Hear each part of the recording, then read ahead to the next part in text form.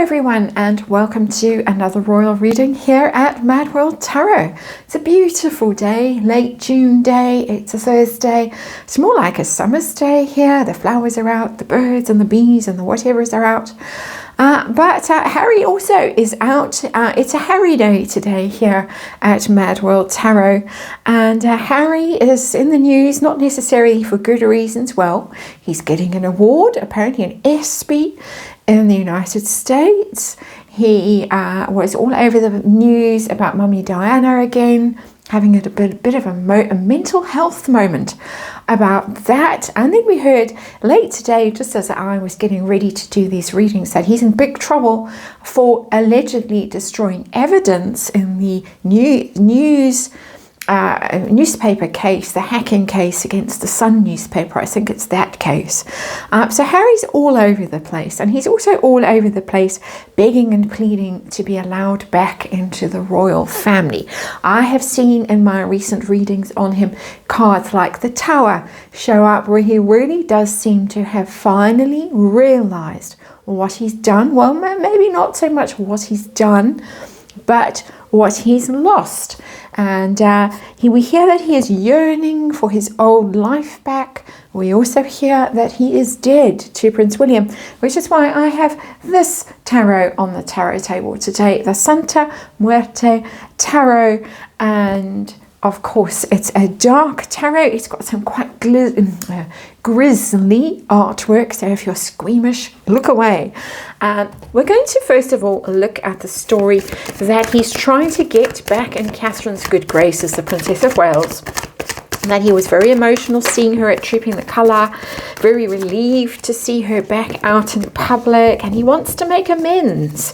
But neither Prince William nor Meghan Markle will let him phone her. Poor darling, you know, he's innocent and blameless, and it's nasty Meghan and nasty William who are stopping him from phoning her. Can you imagine being a 40-year-old man and your wife controls your phone calls? I'm just parking that there. So anyway, we hear from this story Harry's emotional letter to Catherine, which he hasn't quite written yet, but he's planning to write it. We hear that he's planning to write to her. He started writing countless emails and letters to her in the past since Spare came out.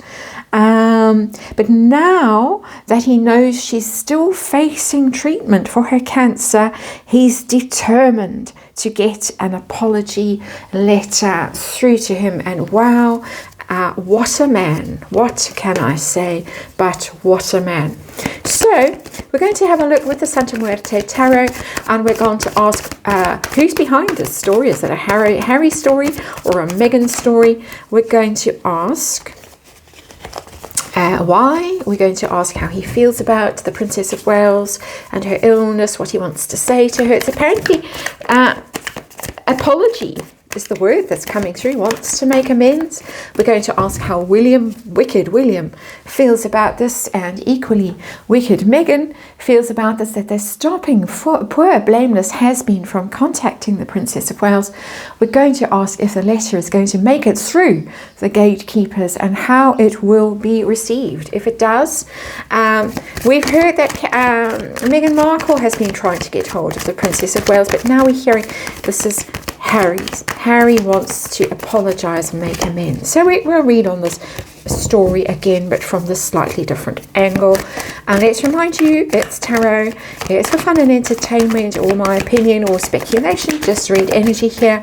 And of course, there is a disclaimer in the box below. I haven't used these cards for a while, so they need to be juiced up a bit. They normally come out at Halloween and then stay in their box, but they are actually lovely cards to read with, and so they deserve to be used more than I do use them. And yeah, okay, all right, we have life in them now. So let's see what we will see. Who's behind this and why? Harry's feelings, what does he want to say? William, Meghan, will the letter make it through? And how will it go? How will the Princess of Wales, poor woman, having to deal with this pathetic narrative in the midst of all the other trials and tribulations she is dealing with. I mean, it's really a bit much. That's my opinion, of course. And there we have the Page of Cups. Well, that is an apology, the Page of Cups. Literally in tarot. That's what that little card means. Pages are communications, an emotional communication, an apology. But the card is in the reverse. Too late, possibly. Not making it through, not genuine, not happening when the card is in reverse. All those are possible. My sense really is that it's too little, too late. I mean, the tone of this article, very petulant, very immature, very self-pitying, is not the kind of energy that you would expect if there was genuine concern and a genuine apology. That is, of course, in my opinion. But there it is. There is the apology card. It's shown up as the underlying energy, quite amazingly, of this reading. Although by this time I should not be amazed by what tarot is able to tell us. Let's see, situation, what are we dealing with today? We're dealing with the Queen of Swords. That is Catherine. That is somebody who's closed her heart, shut her heart down. She's withdrawn, she's reserved, she is no longer available, she's no longer the Queen of Cups or the Queen of Pentacles, emotionally supportive with time and energy and practical advice. Either of those would do. She's turned into the Queen of Swords. Gone cold, gone very self-protective, disappeared really from him, keeping an icy distance from him. And he's feeling it because I personally believe that he lacks female emotional support in his world. He's got Nacho as his emotional support person, perhaps one or two other male friends, I'm not sure, but on the female side of things, who's left at this point? I don't think Chelsea's around. I don't think Cressida's around.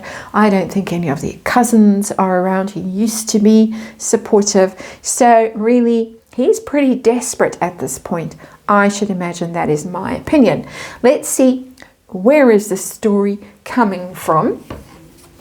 Who's putting it out there for us?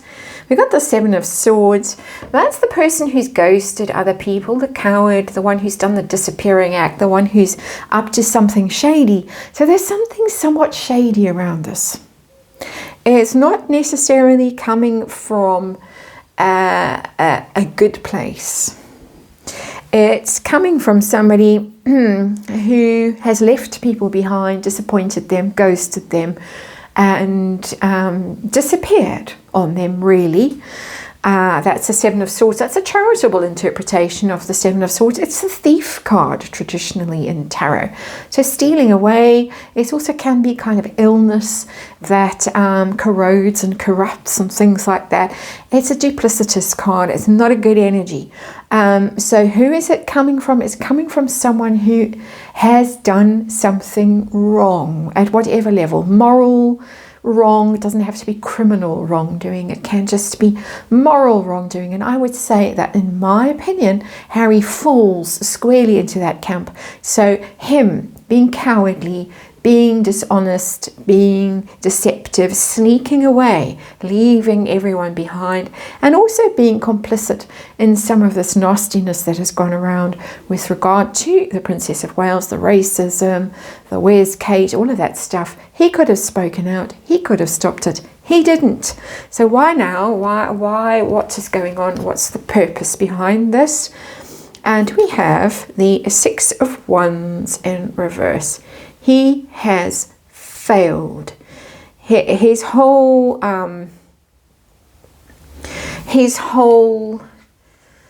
adventure in the United States with Meghan Markle has turned into an absolute disaster. And the Six of Wands is the triumphal return. It's a homecoming card, but coming home after the hero's journey. Look at me, look at what I have won, the great triumph, the great victory. It's crawling home. The one who's ghosted everybody, Seven of Swords, is now the one who crawls home in shame and disgrace and tail between legs. It's very much tail between legs energy for me, the Six of Wands in reverse. So let us see how he feels about the Princess of Wales right now and her illness and her courage and all the rest of it. And we have the Nine of Pentacles. That's the independent woman, the woman who is living her best life, who is unassailable, actually. The Nine of Pentacles, because she's got her own life, her own stuff. She's independent. She's a free spirit. She doesn't need anyone. She's survived things. It's very similar energy in some ways to the Queen of Swords, because the Queen of Swords, people always say, is the female energy that's been through it. She's been through the mill. She's emerged, and she's become quite detached and quite self-contained and quite self-reliant. It's a very similar energy. He's looking at Catherine and he's thinking, you're different. You've changed. And he has, of course, known her since she was probably about 19, 20 years old. And he's looking at her and saying, you are now your own person. You don't need anyone. Of course she does. But you don't need me. You don't need maybe the things that you used to need, used to rely on.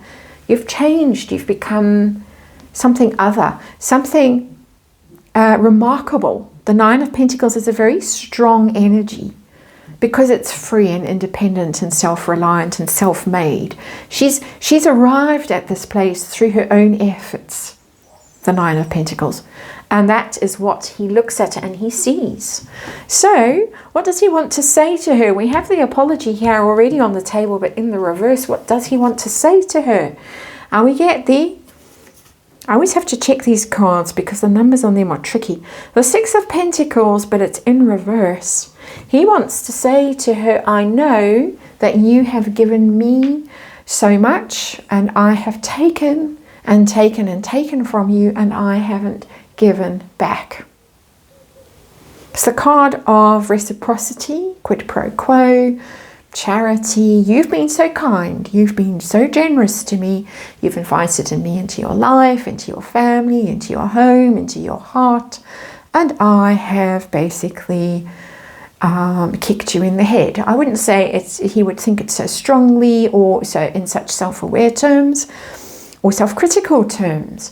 But there is some sense here that has dawned that it's been a one-way street so far. It's all come from her, and he has taken it for granted. He has abused her kindness, and now it has gone because we have that Queen of Swords there and the Nine of Pentacles. So let's look at William and Meghan, the apparent obstacles to this emotional letter to Catherine. William first. William is Queen of Pentacles. That is Catherine. That's Catherine's energy. His only concern, and this I see constantly in my readings, is for her well-being. And it's interesting that there's a ladder there. He needs her to get back on that ladder. He needs her to be back and strong and elevated and high status and healthy and positive, and all his endeavors will be to make sure that she is honored, that she is safe, that she is sound and strong, that she expends her energy on the right things and doesn't expend her energy on the wrong things.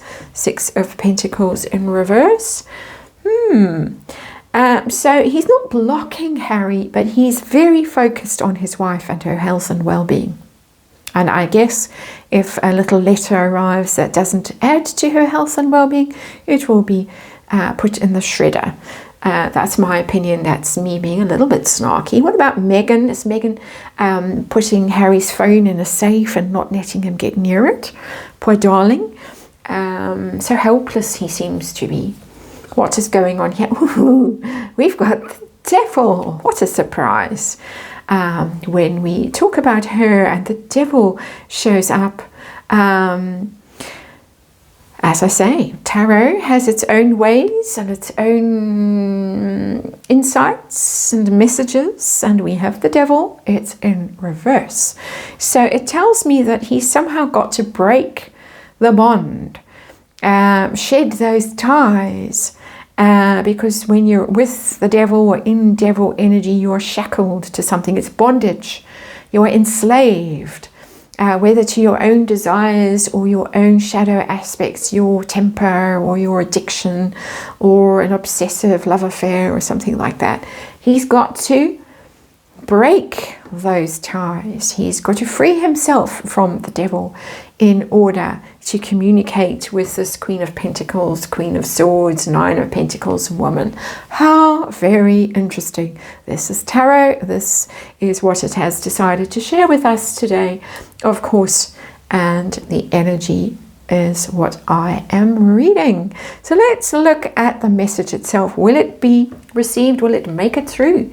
Will it be able to escape the devil? I've got the Ten of Cups in reverse.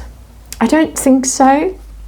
I think the sense would be that her happiness is too precarious. We have a butterfly in this Ten of Cups. We have the happy ever after. There's a little sanctuary in there, if you can see. There's a little house with a heart on it and this butterfly which is just emerging, and it's very precious and it's very protected and very sacred, that Ten of Cups energy in this tarot.